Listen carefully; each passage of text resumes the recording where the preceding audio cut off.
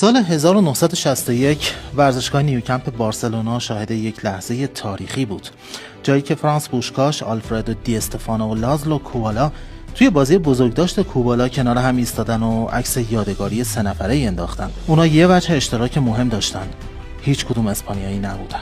دی استفانوی آرژانتینی قبلا برای تیم‌های ملی آرژانتین و کلمبیا بازی کرده بود، اما آخر سر بعد از حضور توی رئال مادرید راهی تیم ملی اسپانیا شد و امروز یکی از نمادهای بزرگ تاریخ این تیمه. سال 1949 که مجارستان تحت حکومت استالینیستی رفته به کشوری با کنترل شدید سیاسی تبدیل میشد، لازلو کووالا با چند تا از همتیمیاش توی یک تور خارجی از کشور فرار کرد. اون بعد از حضور توی بارسلونا به تیم ملی اسپانیا دعوت شد، هرچند که پیش از اون برای تیم ملی مجارستان و چکسلواکی بازی کرده بود. پوشکاش، مهاجم افسانه‌ای مجارستان، هم بعد از پیوستن به رئال مادرید ستاره اون باشگاه شد. اون که قبلا برای تیم ملی مجارستان توی دوره طلاییشون بازی میکرد، بعد از مهاجرت تصمیم گرفت برای تیم ملی اسپانیا بازی کنه.